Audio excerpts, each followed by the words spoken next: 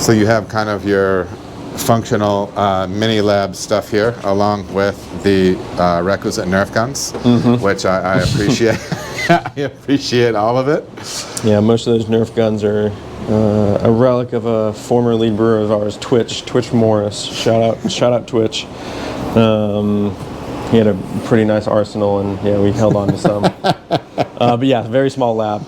Mostly so we don't have to walk down to the lab itself. Exactly. Yeah. So just a pH system. Our lab technicians do maintain this for us, calibrate it every week. Dude, nice. Make sure that we have all of the sample, all the fluids that we need. So if we had to do it ourselves, if we were like, hey, this reading is not what we think it is. Yep. But also more systems downstairs that we can go and test on.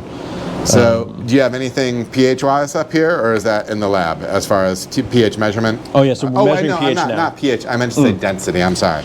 Is there anything that you do up here density-wise? No. So we have, in line with all of our vessels, densitometers. So we can, and we have systems that pull cumulative densities. So during runoff. So as we fill the kettle here in like 45, 50 minutes, we'll track. During Vorloff, we'll track our density to try and find that accurate. Every recipe is going to have a different density off the start, but we can historically see like, oh, when we reach 23.5 Plato, we're not going to see a bigger rise. Like that's pretty typical for this beer. We can start filling the kettle like we've done our Vorloff. And then from there it'll keep a cumulative density as we fill the kettle up, so we can keep an eye on what our pre-boil gravity is going to be, and if we need to cut runoff early, or if we need to boil at a lower evaporation rate or a higher evaporation rate to try and hit target.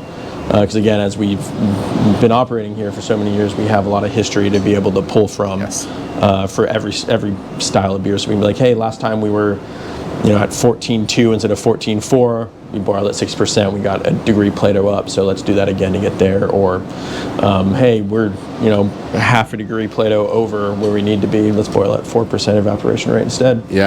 And so we'll collect that runnings, and then throughout knockout as well, we've got a densitometer and an oxygen reading that we also monitor from up here. So if we need to increase oxygen throughout knockout, we can do that through some valves up here. We also track our post-boil, our OG through that meter as well, take an average from what we see, and then decide on what level of chase water we need, if any. And again, we do our chase water from the brew house. So we've. And when you say chase water, what do you mean by chase water? So after we kill knockout, after we've either drained the whirlpool or we've gotten to a level where we start pulling, some of the proteins or hops that have coagulated there, it'll start rinsing the system with RO from knockout through our pathways. So through the filters, through the heat exchanger, through the cellar piping, all the process piping, and to the tank, to the fermenter. And we'll usually, since we have 2 people operate this, we'll have one up here monitoring the progress and one at the tank looking to either stop the flow and redirect that RO now down to the drain, or if it's time to do chase water, we've done the math and calculation to be like, oh, we need 3 barrels of chase water. They set out and they do the 3 barrels of chase before making it stop, signaling to our operative up here that, hey, we're good.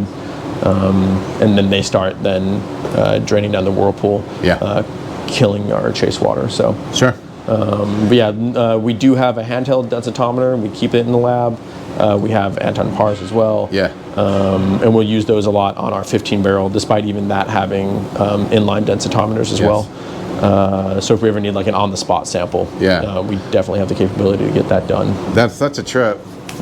It's so funny, and I know you have experience on a smaller side as well, but I mean, so many of us are used to doing things on the manual side and whatnot, and to have a system like this that tracks all of those things, I think sometimes people have opinions about breweries getting bigger or expanding, and I think sometimes people don't realize that you can track so many things and dial so many things when you are scaling up your equipment, that from a quality standpoint, from a repeatability standpoint, you really are taking things to another level. So I always love coming in and seeing and learning things like that.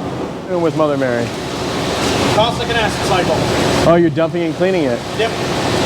Was that on? Out of it for today's brew. Nice. Dump the rest, and I think we're cropping back into it the next couple days. Perfect. Yeah, let's walk through here. We'll talk through yeast real quick. You can see that on the schedule. I'm glad. How you been? Good man, how are you? Doing well, doing well. Do you care if I move your ladder for a minute? Yeah, go ahead. Just rinse in, they're gonna break this down. Unless you need to keep it together for a minute. No, I mean, you can break it down while we're talking. It's not that big of a deal. Okay. Okay, I see. I see 2 tanks that I believe are connected or related. Definitely related. You have Mother Mary over here and Baby Jesus right here. So, how do I talk through this?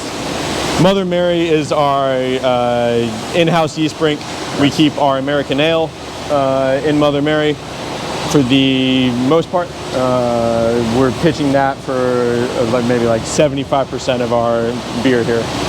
I'm seeing that there appears to be a motor on top of that vessel. Can you talk to me about that? Yeah, so the motor will stay agitated. It's on a schedule, so it's not constantly spinning, but it spins at a set interval.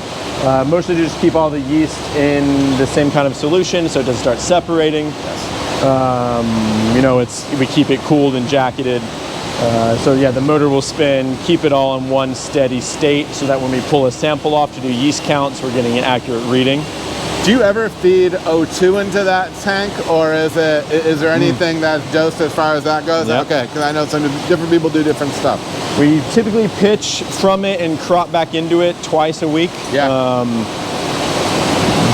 Our generations are normally in sync that can happen, and again, we're going like 13, 14 generations on our house ale. Before do you ever have a situation where you can, because I know we talked about making essentially starter wort or prop wort for it. Do you ever have a situation on the hot side where you have a wort coming out that you could actually use for propping as well, or is that just kept separate? So we keep that very separate. On our 15-barrel brew house behind us, we have built-in recipes for yeast prop batches. Yes. So we have one for our ale yeast and one for our hazy yeast. They're different volumes, different densities, because we end up pitching those as starters for beers. And that all starts with our small yeast propagator, Baby Jesus. Baby Jesus can take us from 1 pouch of yeast up until like a pitchable 30-barrel batch of yeast. Okay. And then on our 15-barrel brew house, we can brew either 15 or 30 barrels of wort into one of our 15 or 30-barrel fermenters. Okay. Pitch this barrel of propped yeast with an oxygen stone in line, let it prop up for a day or two, and then pitch that whole tank into a much larger batch. Yes. And that'll be our first generation of that yeast. That makes sense. We'll either pitch from the beer that we pitch it to cone, or maybe that'll be our first crop into Mother Mary. Yeah. Currently, we're getting ready to get a new generation into Mother Mary today. Yep. So a few days ago, we had this Baby J going. This gets like a constant aeration for 24 hours, yeast nutrient supplements, a base of just LME that we hold at like a pasteurization temp, and then crash to either 21.5 degrees Celsius or 18 degrees Celsius, depending if we're doing lager or ale. Let it go for 24 to 48 hours, and then move it along. Yeah. When you're making prop wort, do you introduce any IBU to it at all, or is it just? No, we absolutely do. We try and treat those prop batches as the smaller batches of beer that they're getting ready to grow into. The malt bill is very similar to our Psych. It's mostly just 2 row, some caramel malt and some Carapils malt. And then the hop additions are just going to be like Centennial, just to give it some bitterness, just to give it the IBUs that the yeast is going to be expecting. Right? Yeah, that makes sense. Yeah, so this is where all yeast starts. So we pitched today from Mother Mary. Yep. It was the last batch that we're pitching of that gen. The team here to the right of it, we have our inline or stationary flow meter. This tracks density. So when we crop or pitch, we're pumping it through this meter. It'll keep track of volume as well as what the yeast is coming through reading as. Yeah. So we have set points for, hey, if it's above this density, that's good yeast. If it's below this density, it's either foamy and having trouble reading, so like continue to dump or try and build some back pressure on it. Or hey, you've reached beer, which should be obvious by just the color and liquid. Absolutely. Very cool. All right, and then we can walk around to the tank and get out of this space. What am I looking at here? This is our max loop. Okay. Our max loop, we can tie it into fermenters or bright tanks. A popular use for it for us is with our coffee beers.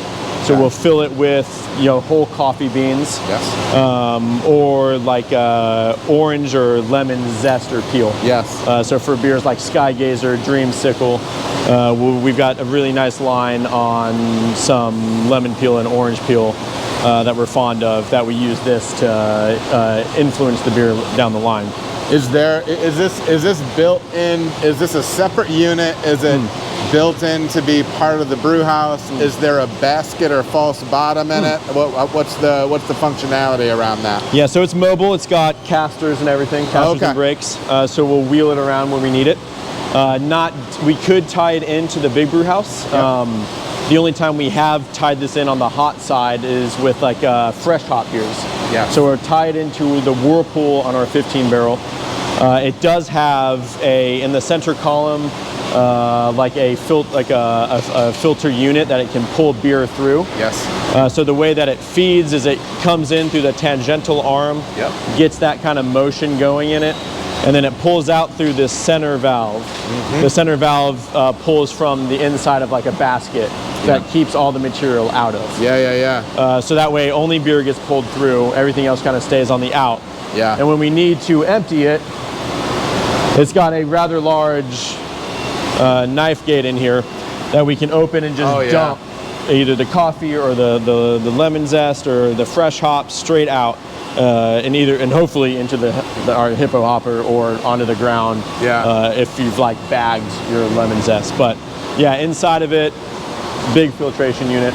I'm assuming that vessel can take pressure.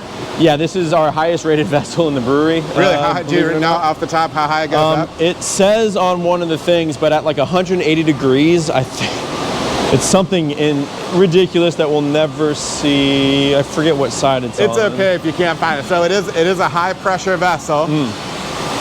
And Of course it's on the back side. Do you ever use it for like, so are you circulating through it, or is it one pass through it? So we can recirc on it, and we definitely do that with coffee. Yeah, that's one of the things I was wondering about. We'll just like set it up, we'll take note of when we start, and then we generally have set points or touch points of when we want to be tasting it, the beer, because we don't want obviously to get like vegetal flavors or whatnot. But yeah, we can hook up pumps and just go from the tank to this back into the tank. Love it. It's very easy to operate. 2 people setting it up is preferred, so you can have one person at the top watching the fill, one person at the bottom controlling the flow, but as soon as you get it even, you're golden. And I'm reading here that at 200 degrees it can hold 45 psi. Oh, yeah. Awesome. 250 degrees. Very slick. So it can handle it. Sure. It's a fun piece of equipment to use. Yeah. It allows us a lot of flexibility. Versatility, man. Yeah, absolutely. To just know that you want to do something with fun with flavors, we can make it happen anyway. We can do it cold side, we can do it still in fermentation, we can do it on the whirlpool of our 15 barrel.